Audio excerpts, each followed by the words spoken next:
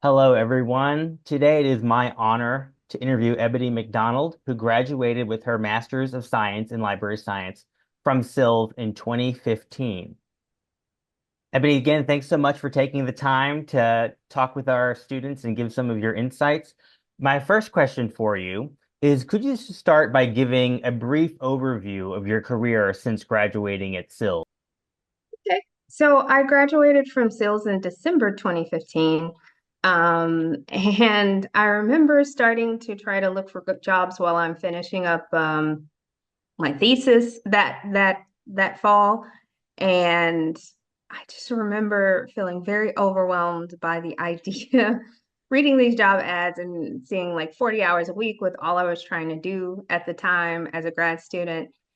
And so I actually, and I know this is a very privileged position to be able to even have this thought. I actually decided to kind of take 6 months and went to Australia to do a work and holiday visa. And so my first post library gig was actually at the Australian National University Chiefly Library Hmm. in Canberra.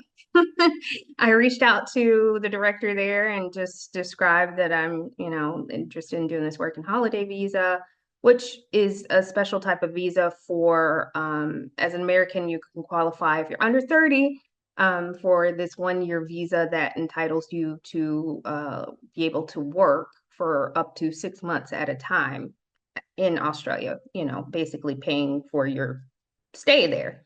So I went and did that. I was in Australia for about 6 months, and then I really being there in a place helped me find the motivation to need a job because my wallet was becoming very, very empty. And Australia is a very expensive place, and just general homesickness. So I returned to the U.S. and my first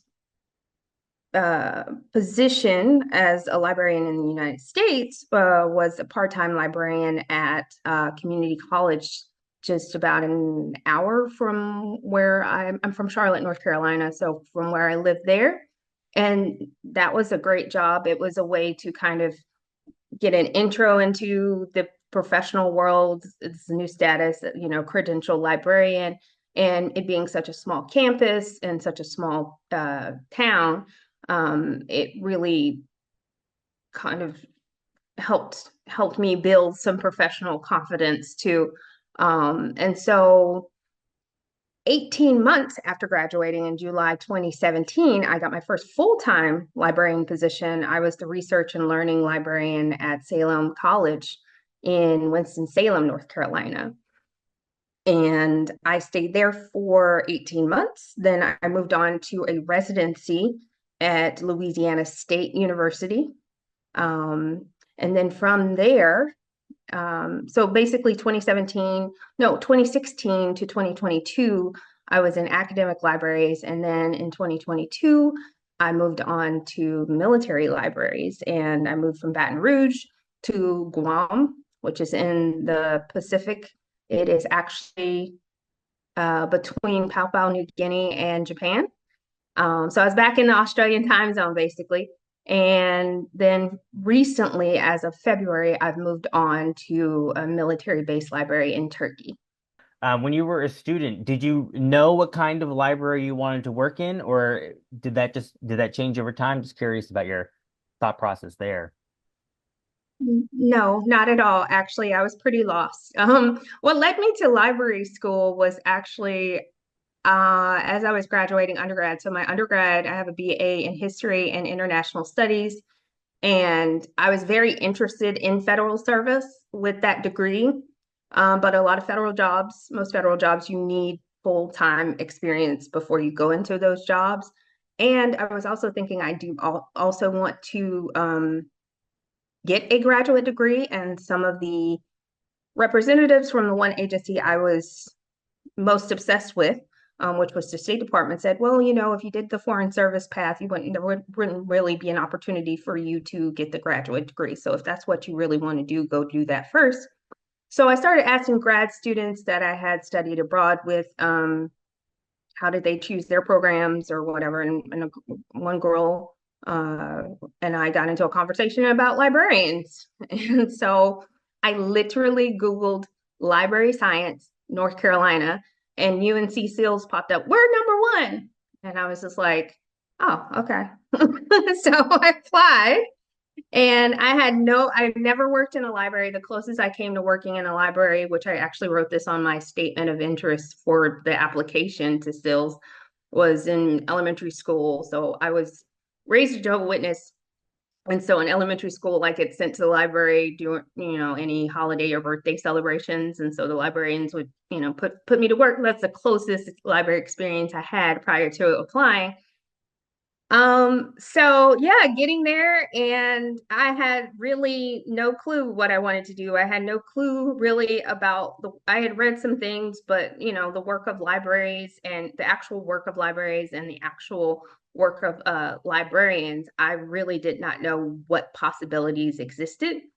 And in my program, there were a lot of people who knew exactly what they wanted to do. They knew they wanted to be catalogers. You know, they I'm saying cataloging is a very specific example. They knew they wanted to be law librarians. They knew exactly what they wanted to do. And they also had very strong hobbies. So they knew exactly what kind of institutions they wanted to work for, right? I just knew I like to work for the federal government. I did find by the time I was accepted to the SILS program, essentially they've kind of rebranded it a bit, but essentially a librarian position with the State Department that I could say, that's what I want to do. But again, requires 4 years experience. So since I did have that um, federal military or federal librarian idea in mind, I pursued the EPA library internship to just get some experience. I took any opportunity I could to explore public and academic libraries as well. Um, so I just wanted to get as much experience as I could to really help me kind of narrow down exactly what I wanted to do when I finished with the program. Yeah, that's so great. And I think that you raised such an important point, which I try to impress upon my students now, is that kind of the importance of making it your own. And kind of one of the exciting aspects I feel of librarianship is that information is connected to everything, and the needs around libraries are connected to really anything. You can kind of blaze your own path in a way. And so it's really exciting to hear how you did that. And I wonder if you were, in coming into the program and getting involved in these different opportunities, if you had any sort of goals as you kind of move through the program, if you saw your goals evolving some, and as you were kind of thinking about what might come afterwards. Yeah, I will say that one thing I did do while I was awaiting, or even I don't know, can't remember the timeline if I had applied or if I was waiting to hear back after I applied for SILS. I did come to the school and meet in person with Dr. Patilio, Erica Patilio, and we sat and talked about the program, about librarianship, about her and her path. So being able to connect with one of the faculty members early on did help me kind of see the potential of what this degree could do for me professionally. But as far as so during the program, I did start to really try to sharpen down, my professional goals. Originally, I was going for the ARM concentration. I thought I wanted to work in archives because I had a history degree.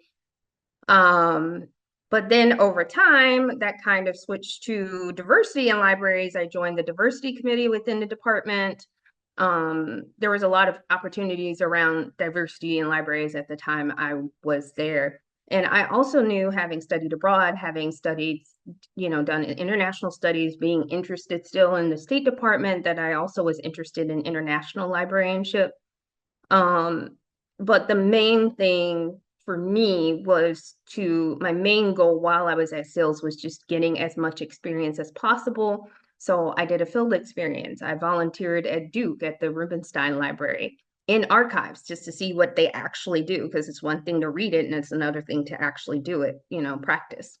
And then I had the EPA library internship. I was doing a bunch of stuff, you know, um, and really I wanted to understand the field as much as possible through professional development. So I definitely remember going to my first conference and hearing the conversations about what the work was actually like. And when I say conversations, I mostly mean commiserating and complaining, hearing the issues that people have, and because every profession has its issues, every workplace has its issues, every work environment does. And so you just have to kind of pick your poison. And so, getting to hear from people who were actually working in libraries about what issues I might encounter too, as well as, just interacting with people who worked across the spectrum and some people who even had made their own thing, right?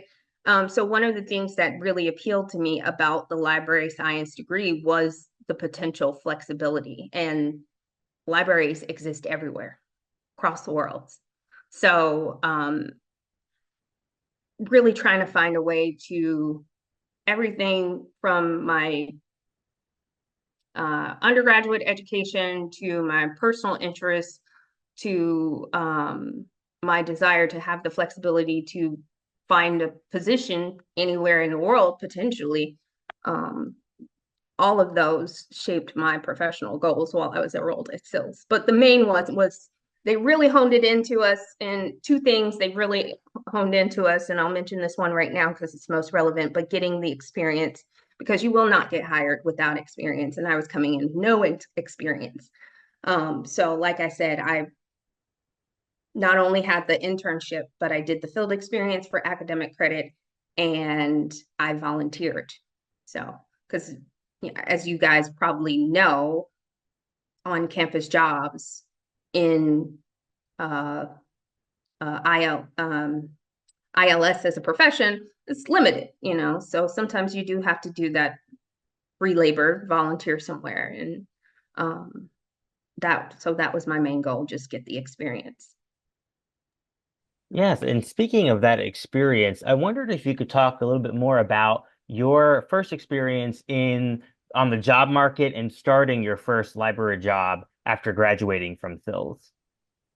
Okay, so the second thing that that I really picked up on from orientation at SILS. So the first thing was get experience. The second thing, professors repeated it throughout my time there too, being willing to relocate.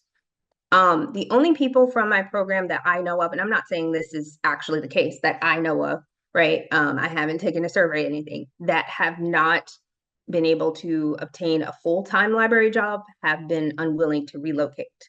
And you would think, especially in the area that Chapel Hill is, with all those major universities, in addition to public institutions, there would be a plethora of jobs, but those people aren't giving up their jobs. Those people are going to be in those jobs for decades. So, if you're not willing to, if you're not willing to relocate, your options will be very limited. Um, so my first library job, uh, like I said, was a part-time librarian at a community college. And I remember when I was looking at job ads and I was thinking, and I was going to see Lori Haight and career services as well, so much trying to understand what the next phase of my life will look like. Um, I was very intimidated by the prospect of an academic interview process because it's all day. You meet so many people, you have to give a presentation. So I was just like, no academic libraries. So I was very relieved to get that part-time librarian position, which I found out about through the SILS jobs list. And that interview, I just met with the dean and the library director, and we just had a very general conversation. That was very, very, very easy. For my full-time job, it was the standard full day academic presentation, um, academic interview. And um, I was trying, the position was focused on using the ACRL framework. for information literacy, and I was trying to understand what that was. And the main thing I will say when you're going for your first job, first job out of library schools is it's all it's just basically connecting with people. Um, if they like you, you'll probably get the position. If you like them, you'll probably accept the position. That's that's the main thing. The field experience that I did with the public library with Durham County Libraries. The uh, supervisor for that field experience still sends me opportunities that come open there. So yeah, get the experience, make those connections.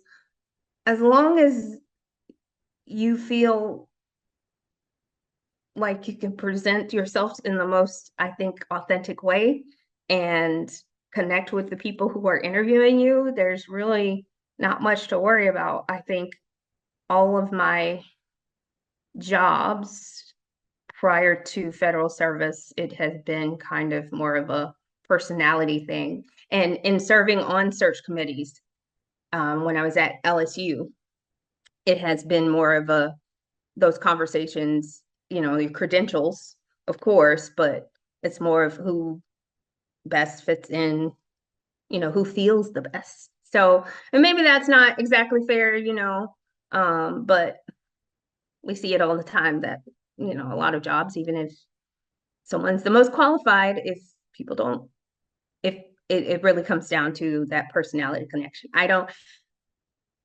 know. I don't know if that's encouraging or discouraging, but just know like you're being interviewed by other librarians. So uh, if you have any hesitation about whether or not, oh, will they actually like me, or you're being interviewed by your own kind in some kind of way. I don't know. Yeah. So that pretty much every interview I had from that part-time librarian position. Oh, okay. So there's a part-time at the community college. There's the small liberal arts women's college. It just gets bigger and bigger, the institutions I work for. And then the LSU interview, one thing I will say that was funny about that was at first they were, going to fly me out, but they basically sent me a flight that arrived that morning and left like right at that evening. And I was just like talking to people and I was like, yeah, it kind of feels like, do they even really want to interview me? Because that's from what I heard, not typical. Like usually they give you time to socialize with people because, like I said, it's about that social connection as well. And so my supervisor, the woman who ended up the hiring manager for that position, emailed me. She was like, "I'm sorry about this, flight plan. I'm fixing it. If you can come in the night before, that'd be great, and we can have dinner." And I was like, "Oh, okay." I felt a lot better about that position because at first I was like, "Y'all just push me in there and pushing me out." It's kind of, I'm already tired just thinking about that schedule. So that's something to think about. As far as the federal hiring process, that's a whole nother beast. Mm-hmm. It took me 4 years to get my first offer or my first interview for a federal position. It's a whole other beast. But most people will be dealing with public, and I've interviewed for a public library as well. So most people will be dealing with public and academic libraries. So just know, you're more than likely qualified. And if you're being chosen for an interview, they know you're qualified. That's why you're being chosen. Now you just have to work on figuring out how to connect with the committee that's hiring you. I wonder if you could tell me about if you had a favorite class at Sills during your time with us. So there were actually several classes for me that were memorable for different reasons. So I believe this professor has recently passed, Dr. Moran. Her library management course just, I guess, meshed really well with my professional soul. I felt really engaged with the work in that class and the reading in that class. Research methods with Dr. Diane Kelly. I don't know if she's still there. That was the most challenging class. I got like a 63 on the midterm, but a 94 on the final. So I always knew I had a major challenge with the quantitative stuff, but the qualitative stuff, I knocked it out of the park. And then storytelling with Dr. Sturm, Brian Sturm. That was the most uncomfortable class. I am not a performer at all. I do not like to be on stage. I do not like people looking at me. No. But at the time, I was getting really into like listening to storytelling podcasts and watching storytellers on TV, adult storytelling. This is more for, which I didn't understand when I enrolled in the class, but this is more for, children's storytelling because that's a big part of public libraries. And Guam, we had storytelling. Um, I don't remember this professor's name. I know his first name, but I had systems analysis. I thought that that was a very unique class in terms of looking at the ways in which we work. Um, Basically, looking at that's when you say systems, you might be thinking like technical systems. Like, no, the way in which you produce your work is a system. And, it's really a class. If you're interested in potentially becoming a business analyst, that would be a class for you. But I found it just very eye-opening in terms of looking at the ways in which we work or just the way in which we do anything because we, develop these habits and routines that maybe we never question.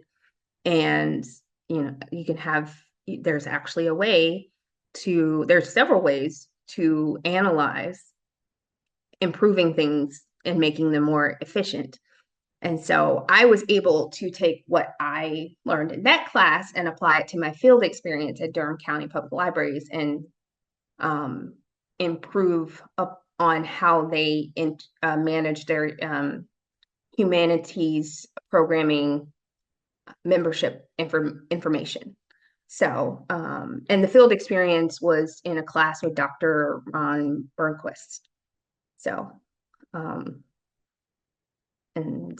so I had several classes that I actually were impactful for several different reasons. I was curious if you would talk a little bit more about what it's been like to work in libraries overseas. Oh, so of course it's challenging but rewarding. So these have both been at military bases. We have military bases all over the world. I would say, sorry, my light's just trying to fall on itself. So Guam is very, very far away from the United States. Like I said, it's just right above Australia, Papua New Guinea, Guam, and some other teenier islands in between. Um,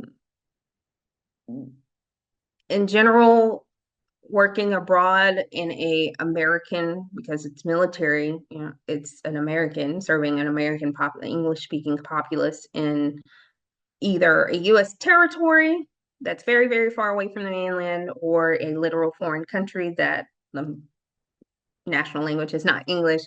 There's a lot of resource limitations that can be is the main challenge, trying to manage the collections, trying to buy. You have your standard vendors, but then you also have the actual management of the library where you need supplies. And in Guam, there were on-island vendors for some things, but other things we had to request for shipment, and not every place that you would typically have access to on the mainland was accessible with Guam from Guam. I'm trying to think of specific example, but or even just, the vendor for ordering books may not necessarily offer the books that, maybe you have a specific collection you're trying to build, and that vendor doesn't offer those books. Military libraries has contract with a vendor for basically the New York Times bestsellers at they're special libraries, but they're public libraries on basis. And that's typically books that have been published within the last 18 months. Well, what if you need to replace a book that was published in the 90s that's still popular, or a classic piece of work, that hasn't had new edition in 5 years? Luckily, Amazon, Barnes and Nobles, but then also with the federal government, there's rules about purchasing that if you can't get it there, is that vendor, the vendor that you're trying to buy it from on the list, do they ship to Guam? Probably not. Then also just the amount of time it takes to receive an item. And then in Turkey, resource limitations. I can't just in Guam, there were on island bookstores that I could just go to and talk to the manager that say I need to order these books. Or um, if I in Guam, I built a foreign well, I was building a foreign language um, children's collection because we had a lot of people who spoke Tagalog, Japanese, German, blah, blah, blah. But also you had the languages of the Pacific Islands. And so that, luckily, that um, island vendor had those books there and I can purchase them there. But in Turkey, uh, all I have is the contract with the bestseller vendor and trying to work with Air Force Central to order books um, uh, to update books in certain parts of our collection. So the resources are limited. I can't just go to a Turkish bookstore and say I need to order this. Um, so there's the language barrier here, but because it's a military community, it's still very supportive community. You know, it's Americans. We're all. It's also kind of isolated. There's academic libraries. You're working with. I think at LSU there was like definitely over 40, if not over 60 faculty librarians. You know, so while I was still very new, I had several people I can very directly go to their cube or to their office and ask them questions. Here, it's just me here. There are two other bases in Turkey. I could fly there. I mean, you can always pick up the phone and stuff, but this is not someone just, where I just pop up like a meerkat and it's like, hey, Sarah, like, so it's isolating. Same with Guam. There was a Navy library in the south part of the island. They were without a librarian for a long time. The librarian that was there, I did connect with her. So it is, and then there's, of course, in Guam University Library. I can connect with them, some of those people at a conference, the International Indigenous Librarians Forum that was in Hawaii last year. But in general, it can be very isolating professionally because you don't have physically in person those other people in your profession that you can pop. But technology, you still can connect. Professional organizations, you still can connect. And then, of course, there's the culture shock. Even in Guam, it's a U.S. territory, but it's very far away, and the native people there are still very much there. And it's an island culture, which if you're from the East Coast, I mean, even going to Louisiana was a bit of a culture shock. So if you're from the East Coast, island culture, not so much. There's no, let's go, let's get it, had to slowly kind of let that go, even going to Louisiana, trying to call places to talk on the phone to do business. No, you got to show up. It's so, there's always the cultural element, there's the language barrier, hopefully, but hopefully, as long as you're in a supportive community, you can just rock and roll with it. It's always so my general answer again is just challenging but rewarding still. Yeah. I mean that's such an important point, right? Like on the need, sometimes in librarians you probably are gonna have to relocate anyway. And then, there's culture shocks, whether you're going a few states away or across the world, there are different types of culture shocks. That's interesting. My next question kind of gets you kind of thinking back a little bit. I wonder if you could take a time machine back to, let's say, your day of graduation and give yourself some advice about library careers, maybe something that you didn't learn while you were a student. What would that be? Um, the first thing I would say, the one thing I would say is befriend a librarian, a working librarian, or retired, I guess, librarian or two before applying to library school. Plug into that professional network early. Librarians really love to help. They love to give information. And so just getting that perspective of the work of actual libraries. Like I just remember that feeling I had the first conference I went to as a library student. And like I said, actually being kind of confronted with the reality of the profession, whether that was the types of jobs that are available, the job market, the issues in the profession, the skills required, all of this stuff. It was really overwhelming. But I wish I had thought to do that before I applied, so I knew exactly what I was potentially getting myself into. Because you tell people you're going to school for librarianship, not a lot of people believe in what that degree. It sounds like, you know, not not, I had a couple of disparaging comments, a couple of comments, um to disencourage me from pursuing the degree. And I couldn't really defend because I didn't really know what I didn't know at the time. And I think the more, which is why I took such a proactive approach to learning, to trying to close that gap of ignorance, right? That knowledge gap about the profession I was essentially spending thousands of dollars to become credentialed to work in, right? So befriend a librarian or two before applying. Well, now you're there, so just do it. Um, that is the one piece of advice I would go back and definitely change, just so I was not in my first year just overwhelmed with the newness of everything. Because there were people in my program who had worked in the library before, and they seem to, of course, I say seem, who knows, but seem to be more on top of and together in terms of knowing their path. And I was just felt like I was kind of scrambling. And I think emotionally that wasn't a great feeling for me. Um, I survived. I made it through. I'm here. I'm working. So it's all fine. But yeah, befriend a librarian. I can't tell you that I even went to the UNC library during my time there because I used the Sills library a lot actually to do my work, but just interacting with people actually doing the work is so important. Yeah, absolutely. I think that's great advice.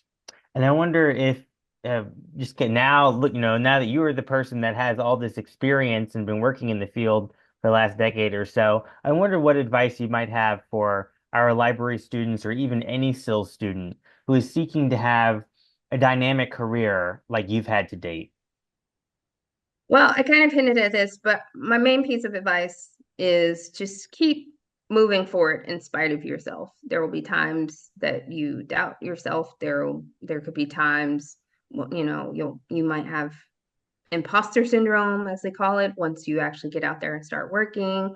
You might not get what you want when you want it, nor how you want it. And, there's always mental health issues as well. My first semester SILS, my grandma, who essentially raised me when I was pre-K, Hmm. um, died. My dad had passed prior to her. And then 2 months into me being Guam, my mom just surprisingly passed as well. So there will be a lot of there, you could be dealing with various emotional challenges, and you just have to keep reminding yourself of what you want to get out of this experience that you're paying for. Um, so, and for even further example of that, with that not getting what you want when you want it nor how you want it, I actually graduated high school in 2005. Hmm. Carolina, being from North Carolina, was the dream school, was the only school I wanted to go to. It actually was the only school I applied to until my guidance counselor was like, you might want to, apply to more than one school. I was like, oh, okay. So I submitted like an application at midnight, like right at 11:59 to Wake Forest. Just it's like, well, she told me to do this, but I got into Carolina. I spent my first semester there. I did not do well there. I left. So that was the dream. The reality was I got my degree from Carolina, from UNC 10 years later in 2015.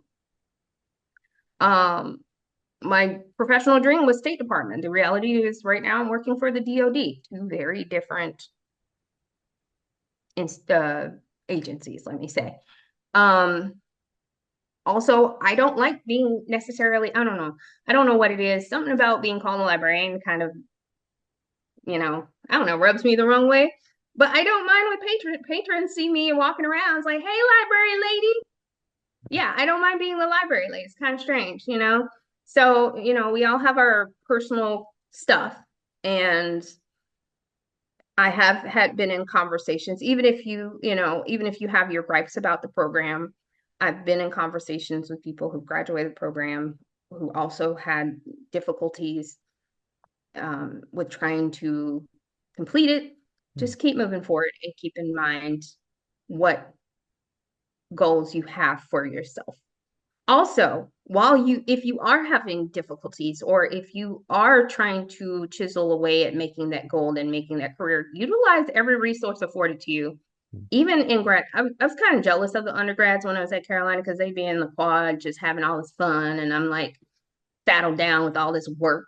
But you still, as a student, have a lot more resources afforded to you than you do as a working professional. Now, I'm saying that someone who's working for the military, I basically live at a socialist country club. Like my housing subsidized, my food subsidized.